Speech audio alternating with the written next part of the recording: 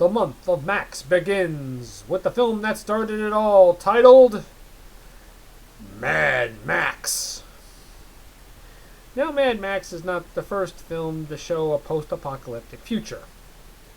I would say A Boy and His Dog deserves that credit, which director George Miller said he found some inspiration off of. Now, I remember knowing about The Road Warrior when it came on cable TV, but I did not know there was a film that came before it. But there was, and it was this. Set in the not-too-distant future, where the future is, well, not quite in ruins, but it's almost there. Where crime has run rampant, and Max Rockatansky, played by Mel Gibson, is the force's best officer. He successfully runs down a dangerous escapee known as the Knight Rider off the road, and he crashes and dies. And you think that would be it, right? But nope. The guy's friends, who are a sadistic bike gang led by the Toe Cutter, played by keays-byrne, come into town and to get revenge and to cause chaos as much as possible.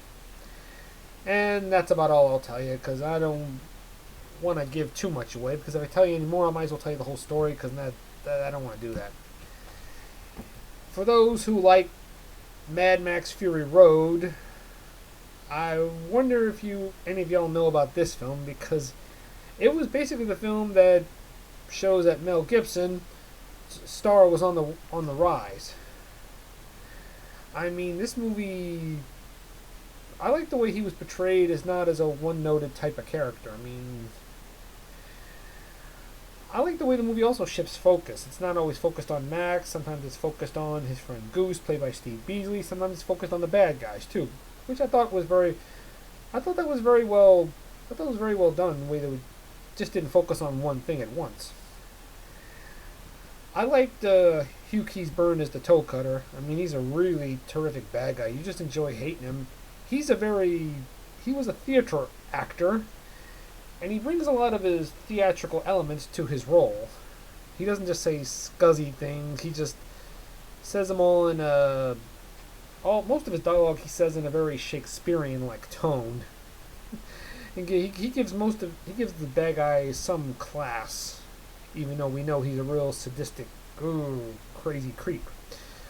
And his sidekick, Johnny the Boy, played by Tim Burns, he's just this annoying character you just want to smack. I hear he stayed in character off camera, just annoyed everybody. And the car chase scene, whoa. If it wasn't for this film, I don't think there would have been films like Fast and the Furious films. I mean, this film just really intensified the chase scenes. Whoa, man, they skyrocketed pretty good. I mean, it really had you on the edge of your seat. You see these chases, he gives you the feel you're in these chases with them. They're just so intense, just keep you, ooh. And I like Mel Gibson's performance, I said that, and a lot of people say this movie is violence in cinema. Well, they could be right, but most of the time, the violence is not even shown. We just see the aftermath of it, really. Like the scene, maybe this will be a little bit of a spoiler, when Max goes to visit his friend Goose in the hospital, who's horribly burned. And we don't actually see the burnt body, we just see Max's reaction, and I think that works well. Sometimes what's left unseen works better. And I gotta say, there have been a lot of films that were inspired off this film. Even the movie Saw found one inspiration scene off Mad Max. So I give Mad Max a 10 out of 10. Bye bye.